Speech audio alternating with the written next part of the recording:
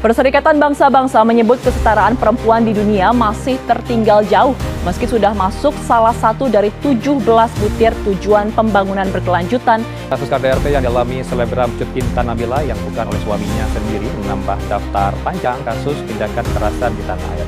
Aliansi Ibu Indonesia menggelar aksi demonstrasi depan gedung DPR pada hari ini. Women's March 2018 kembali digelar di Jakarta Sabtu pagi. Ribuan peserta dari berbagai organisasi dan komunitas melaksanakan aksi Long March dari Jalan Tamrin menuju kawasan Monas. Kasus KDRT yang dialami selebgram Cut Intan.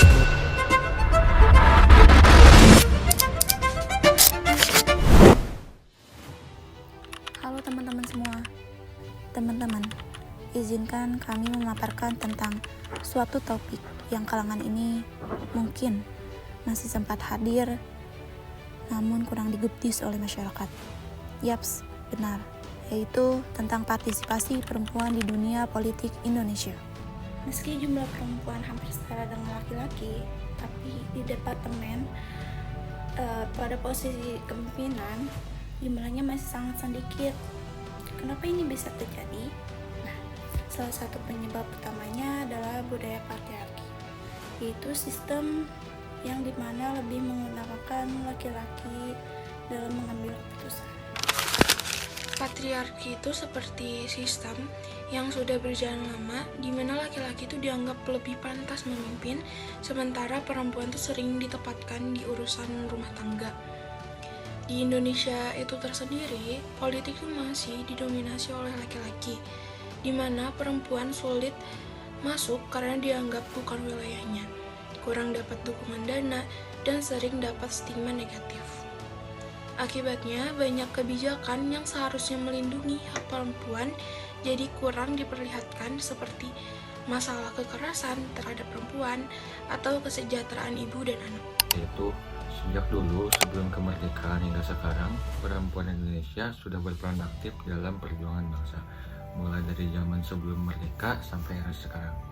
Mereka membentuk organisasi, mengadvokasi hak-hak perempuan, dan mendorong lahirnya undang-undang penting seperti Undang-Undang Penghapusan KDRT dan Undang-Undang Kuota 30% untuk calon legislatif perempuan.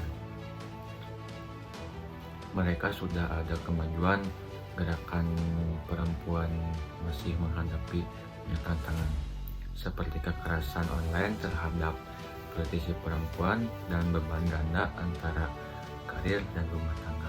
Di sini saya ingin menjelaskan bahwa sebenarnya pemerintah itu sudah membuat kebijakan yang mendukung tentang kesetaraan gender.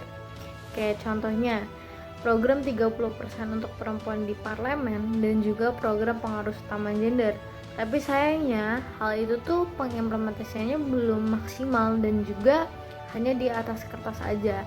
Banyak partai politik yang menjadikan perempuan ini sebagai pelengkap. Kayak contohnya di bagian program 30% perempuan di parlemen itu tuh biasanya perempuan hanya dijadikan sebagai pelengkap administratif aja. Selain itu, budaya patriarki, tafsir agama, dan juga anggaran yang sedikit karena membutuhkan biaya politik yang besar itu menjadi penghalang besar dalam mewujudkan kesetaraan yang nyata. Domisi laki-laki dalam politik masih kuat di Indonesia dan ini membatasi peran serta hak perempuan. Namun, gerakan perempuan telah membuktikan bahwa perubahan-perubahan itu mungkin dengan berbagai kebijakan yang telah berhasil diperjuangkan. Buat kedepannya dibutuhkan tidak hanya perubahan aturan, tetapi juga perubahan budaya dan dukungan nyata dari semua pihak agar perempuan bisa lebih berperan dalam politik. Mari bersama dukung kesejahteraan gender untuk Indonesia yang lebih adil dan inklusif. Jadi dapat disimpulkan bahwa makalah yang kita bahas tuh bagaimana sistem patriarki yang menempatkan laki-laki sebagai pemegang kekuasaan utama masih mendominasi politik Indonesia dan membatasi partisipasi serta keterwakilan perempuan. Nah, gerakan perempuan sendiri telah berperan penting dalam sejarah Indonesia dari era prakemerdekaan serta reformasi dengan mendorong lahirnya undang-undang perlindungan perempuan. Namun, tantangan struktural dan kultural itu tetap ada. Nah, pendekatan feminisme digunakan untuk menganalisis ketimpangan ini dan menunjukkan bahwa peningkatan peran perempuan dalam politik memerlukan transformasi budaya serta sistem yang mendasar.